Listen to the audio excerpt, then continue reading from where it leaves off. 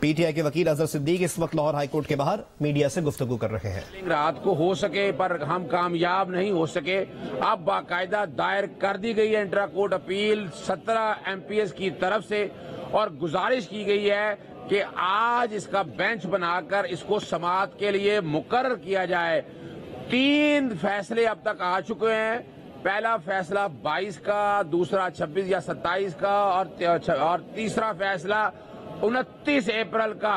अब तीनों फैसले अगर आप देखें तो सारे के सारे कॉन्ट्राडिक्टरी हैं। यानी आइन में कहीं नहीं लिखा कि स्पीकर ने हलफ लेना है। ये इख्तियार गवर्नर पंजाब का है। गवर्नर पंजाब के पास इख्तियारात है।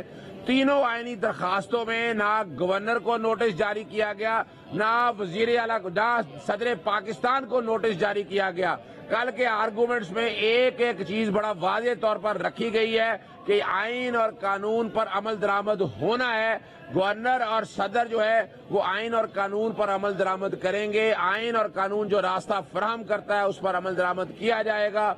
आइन के आर्टिकल 48 के तहत अगर समरी भी मौजूद थी, अगर समरी की बात को भी अगर हम सामने लेकर चलें कि वजीर आजम ने चेयरमैन सेनेट के लिए अगर समरी भेजी थी और ये रिकॉर्ड पे उन्होंने बताया, तो उसमें भी 25 दिन का वक्फा शामिल है। 25 दिन का सदर के पास इख्तियार मौजूद है। हाई कोर्ट ने उसको कर्टेल करके और स्पीकर के पास कह दिया ये भी गैर कानूनी है और गैर आईनी है। हमारे पास रेमेडी अपनी जगह पर मौजूद है। आपको पता चल गया होगा गवर्नर ने काबीना और सुबान बुज़दार साहब को बहाल कर दिया। वो अपनी जगह चलता रहेगा।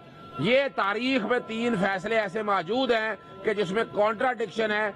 सदर और गवर्नर के इख्तियारात को गालबन ले लिया गया है। हाई कोर्ट ये इख्तियारात अपने पास इस्तेमाल नहीं कर सकती है और कोशिश हमारी यही होगी चीफ जस्टिस साहब से कि ये दरखास्त आज ICA फिक्स कर दी जाए ताकि कानूनी तौर पर हम अपनी पोजीशन है। वरना क्या होगा, कल आप लोगों को पता है मैंने यही कहा था कि अगर कोई आप फैसला दे देंगे तो मेरा राइट इंट्रा कोर्ट अपील का छीन ना लिया जाए, मेरा सुप्रीम कोर्ट का राइट ना छीन लिया जाए। और आइन का आर्टिकल 187 और 190 इसीलिए सामने रखा था कि अगर और असूली तौर पर मेरा इंट्रा अगर 11:30 बजे हलफ हो जाता है, अगर हालांकि अब तो हलफ हो नहीं सकता, आईनी तौर पर तो अपना जो इलेक्शन है वो सारे कलअदम हो गए और पोजीशन 28 मार्च तक आ गई है। अगर फिर भी अगर हो जाता है तो कम से कम 11:30 बजे से पहले समाअत हो जाएगी और हाई कोर्ट के पास इख्तियार है कि वो बाकायदा पहला फैसला जो है उसको कलअदम करार दे सके। अच्छा, मुझे ये बताइएगा अगर साहब की दरखास्त मुकर्रर होने से पहले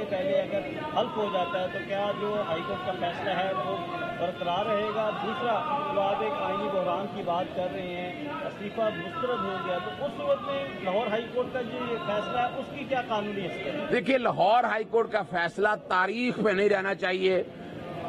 बुनियादी तौर पर यह तय नहीं हुआ हलफ कैसे लेना है, किस तरह लेना है, गवर्नर के क्या इख्तियारात हैं, सदर पाकिस्तान के क्या इख्तियारात है। ये आईनी इबहाम अभी तक मौजूद है। हम तो बड़े क्लियर हैं कि यहाँ गवर्नर का इख्तियार मौजूद है, सदर पाकिस्तान का इख्तियार मौजूद है। और ये यानी फर्ज करें इसके बावजूद भी अगर हलफ ले लेते हैं, वो हलफ दे देते हैं, तो हमारा केस तो अपनी जगह पर मौजूद है। हाई कोर्ट के पास इख्तियार है। हाई कोर्ट अगर ये डिक्लेयर कर दे कि ये हलफ गलत है तो सारी की सारी पोजीशन जो है वो अपनी जगह आ जाती है। लेकिन उसके अलावा जो बड़ी बात है कि 28 मार्च की पोजीशन वापस आ चुकी है, वो अपनी तक चलेगी। लेकिन तारीख में ये फैसले तीनों जो है ये रहने नहीं चाहिए कि ये आईनी तौर पर सदर और गवर्नर के इख्तियारात ले लिए गए हैं। ये इख्तियारात उन्हीं कॉन्स्टिट्यूशन ऑफिसर्स के पास रहने चाहिए।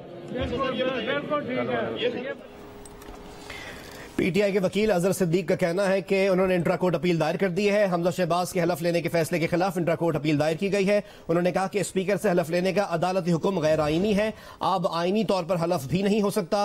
अजहर सिद्दीक जो पीटीआई के वकील हैं, उन्होंने लाहौर हाईकोर्ट के बाहर मीडिया से गुफ्तगू करते हुए कहा कि लाहौर हाईकोर्ट के फैसले में आईनी इबहाम मौजूद है, हलफ हो भी गया तो भी हमारा केस अपनी जगह मौजूद है। अजहर सिद्दीक पीटीआई के जो वकील हैं, उन्होंने मीडिया से गुफ्तगू करते हुए यह भी कहा कि तारीख में ये 3 अदालती फैसले नहीं रहने चाहिए।